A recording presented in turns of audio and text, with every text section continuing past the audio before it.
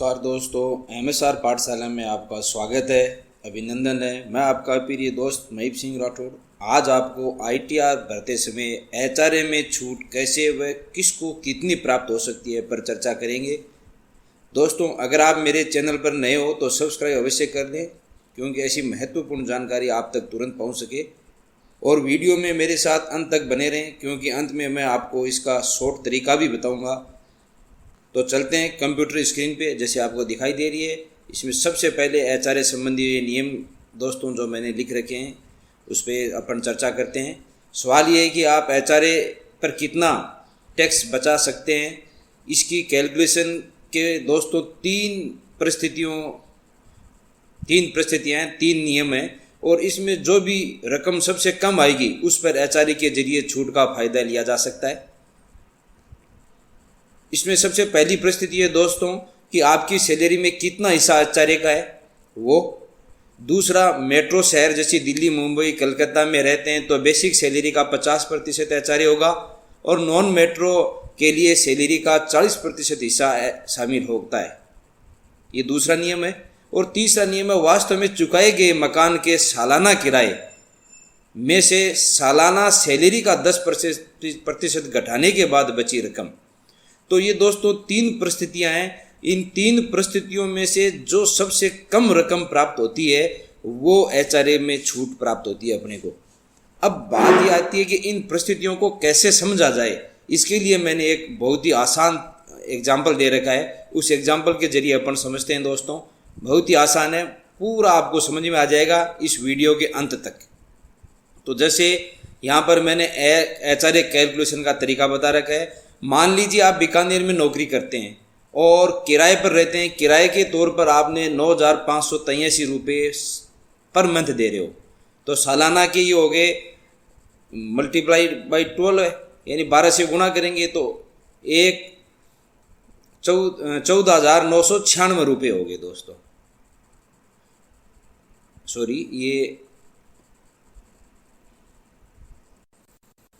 ये सालाना के लगभग 1,15,000 रुपये होते हैं।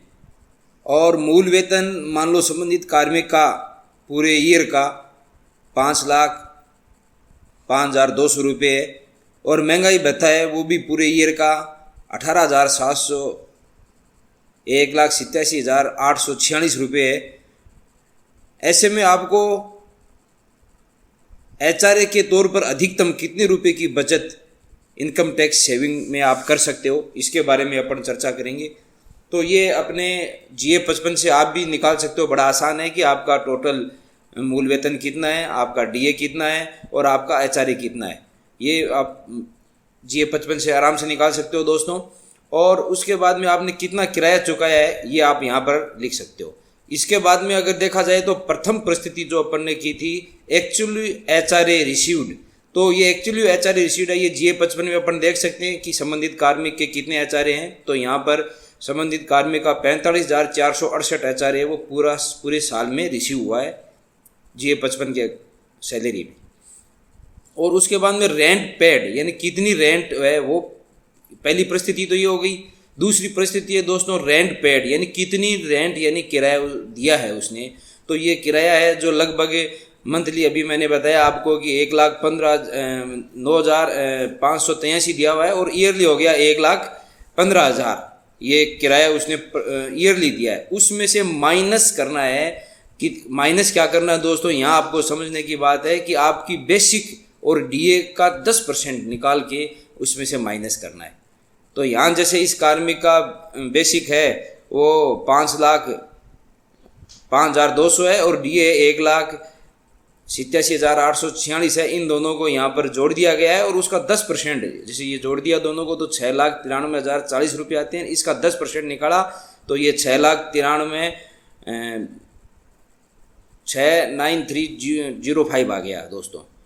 अब ये 6,93,005 आ गया है, वो इसमें से माइनस कर दिए। यहाँ पर ये देखो 6,93,005 यहाँ पर इसमें से माइनस कर दिए। किसमें से, 1,15,000 में से गुणेतर 305 है वो माइनस कर दिए। माइनस करने के बाद में अपने को प्राप्त हुए 45,695।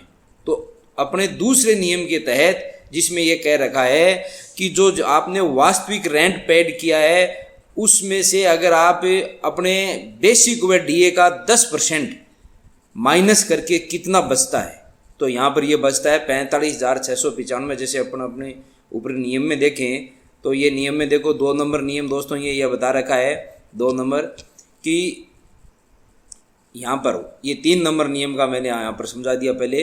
तो वास्तव में चुकाए गए मकान के सालाना किराए, तो ये सालाना किराया हो गया 1,15,000 में से सालाना सैलरी का 10% घटाने के बाद बची रकम। तो सालाना सैलरी, तो ये सालाना सैलरी होगी बेसिक और डीए, इसका 10% हो गया ये 69,305। इसको इसमें से घटा दिया 1,15,000 में से, तो ये बचे 45,695।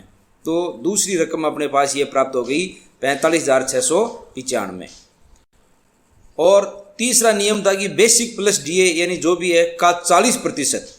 तो ये बेसिक प्लस डीए अपन ने ऊपर भी जोड़ रखा था 6,93,040 है, ये 6,93,040 के है। इसका 40% निकाल लो दोस्तों, तो इसका 40% आता है 2,77,218। अब इन तीनों परिस्थितियों में परिस्थिति नंबर 1, परिस्थिति नंबर 2 और परिस्थिति नंबर 3, इन तीनों में दोस्तों जो ये आपके येलो दिखा रखे हैं, इन तीनों में से जो सबसे कम रकम होगी यानी उपरोक्त 1, 2, 3 में जो सबसे कम है वही छूट मिलेगी।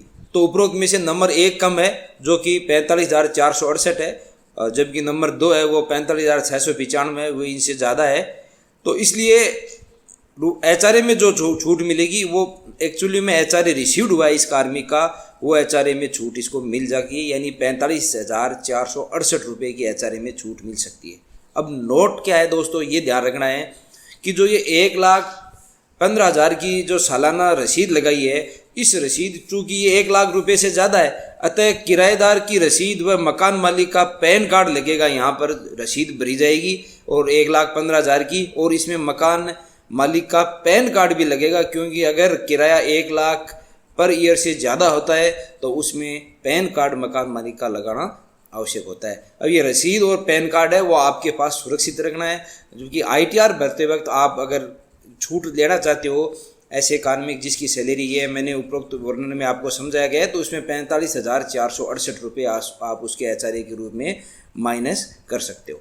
तो इस प्रकार ये एचआरए की पूरी कंडीशन है। उसी प्रकार अगर दूसरा उदाहरण दोस्तों मैं आपको समझाऊं, वो भी देखो यहाँ पर, जैसे एक्चुअली में एचआरए रिसीव्ड है इस कार्मिक का 80,964 रुपये इसको एचआरए प्राप्त हुए, और रेंट पेड यानी इसने कम से कम 12,500 पर मंथ से मकान किराया ले रखा है, तो 12 महीने के हो गया इसके 1,50,000, और इसका बेसिक प्लस डीए, जो बेसिक प्लस डीए है उसको मिलाया जाए तो 12,34,098 रुपये प्राप्त होते हैं। इसके 10% हो गए दोस्तों, यहाँ पर जो 10% प्राप्त होते हैं वो यहाँ पर हो गए 1,23,410, और ये 1,50,000 में से 1,23,410 जो कि बेसिक व डीए के 10% है, ये घटाने के बाद में 26,590 रुपये बचते हैं यहाँ पर।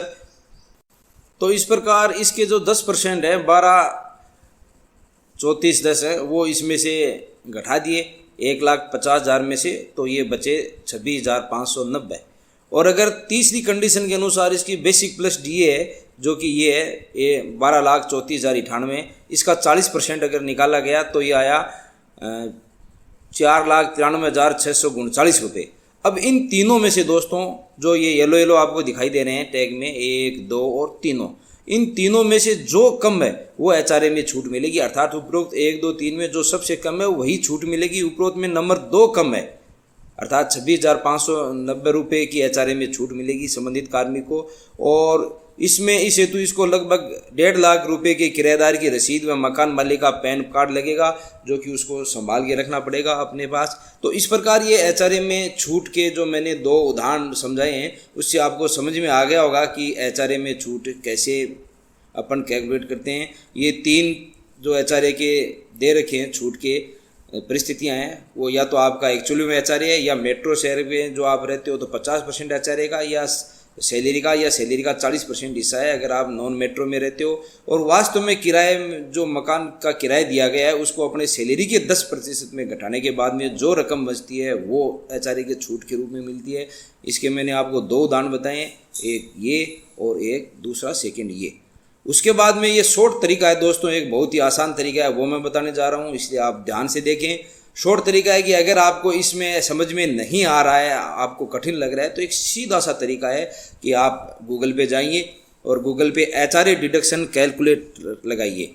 गूगल पे जाके HRA डिडक्शन, जैसे मैंने यहाँ लगा रखा है ये HRA डिडक्शन कैलकुलेशन, ऐसा आप गूगल पे सर्च कीजिए। सर्च करने के बाद जो प्रथम वेबसाइट जो आपकी खुलती है यहाँ पर ये HRA calculator, online calculator your house rent, इस पर क्लिक। तो दोस्तों इस प्रकार का इंटरफेस खुलकर सामने आ जाएगा जिसमें क्लियर टेक्स्ट लिखा हुआ है। इसमें सबसे पहले आप जो ये मांग रहा है, जैसे बेसिक सैलरी रिसीव्ड, तो ये ईयरली भरनी है अपन को कि पूरे ईयर में कितनी बेसिक सैलरी रिसीव्ड हुई है। तो ये GA 55 से अपन भर सकते हैं जो नीचे दे रखी होती है। तो जैसे इस प्रथम कार्मिक की मैं भर रहा हूँ जो आपको प्रथम उदाहरण दिया था, और उसकी अपन मिलान भी करेंगे जो मैंने आपको तरीका बताया उससे और इससे निकलने में क्या कितना अंतर आता है देखते हैं। तो ये बेसिक सैलरी, उसकी DA अमाउंट है, DA अमाउंट मैंने भर दी। HRA है तो ये HRA मैंने भर दिया। और कितना रेंट पेड हुआ है, तो ये रेंट पेड मैंने 1,15,000 जैसे उसने रेंट पेड किया है। और ये do you live in Delhi, Bombay, Kolkata और चाइना, तो ये अगर चेन्नई तो रहते हैं तो यस करें, वरना अदरवाइज नो करें। और यहाँ पर आप कैलकुलेट नीचे दबा हुआ है कैलकुलेट, तो इस पर कैलकुलेट पे जैसे ही क्लिक करेंगे तो यहाँ आपके पास आ जाएगी 40% of basic salary, HRA received और excess of rent paid over 10% salary, यानी 10% सैलरी से कितना ज़्यादा अपन ने HRA दिया है। तो इन तीनों में से दोस्तों जो कम है वो एग्जम्पशन आएगा या एग्जम्प्टेड होगा, HRA में HRA की छूट होगी। तो इन तीनों में से कम, जैसे ये बीच का 2 नंबर है वो कम है, 44,468 रुपये है। तो संबंधित कार्मिक के 44,468 है वो HRA में छूट प्राप्त हुई। तो ये तुरंत कैलकुलेटर से अपन 2 मिनट में प्राप्त कर सकते हैं इस प्रकार। तो वो मैंने जो पहले आपको बताया वो समझाने के लिए बताया दोस्तों, और ये तुरंत आप इसमें कैलकुलेट कर सकते हो। फिर अपन उस एग्जाम्पल में भी जाके देख सकते हैं जो अपन ने एग्जाम्पल प्राप्त किया था उसमें भी, कि उसमें जो HRA की छूट है वो क्या इतनी है क्या जो अपन ने यहाँ 45,468 प्राप्त हुई, उसमें देखते हैं। तो दोस्तों यहाँ देखो, जैसे प्रथम कार्मिक है उसके मैंने ये तीनों तरीके से बताया था, तीनों में से सबसे कम है वो 45,468 है। अर्थात जो मैंने आपको तरीका बताया था वही तरीका ऑनलाइन कैलकुलेटर भी अपनाता है, और उसमें भी 45,468 रुपये HRA के छूट प्राप्त हुई थी। और मेरे इस तरीके से भी HRA की छूट है वो 45,468 तरीके से प्राप्त हुई थी। इस प्रकार आप किसी भी कार्मिक का HRA में कितनी छूट मिलनी चाहिए, उसकी कितनी सैलरी होने पर, और कितना वो रेंट पे करता है, इन 2-3 चीज़ों अगर आपको पता है तो आप ये ज्ञात कर सकते हो। तो दोस्तों आज के लिए धन्यवाद। आगे के लिए ऐसे ही वीडियो प्राप्त करने के लिए आप मेरे चैनल को सब्सक्राइब जरूर करें। आपका प्रिय दोस्त महीप सिंह। अगले वीडियो में अपन कोई अलग अच्छी सी नई चीज़ लेके आएंगे। धन्यवाद दोस्तों।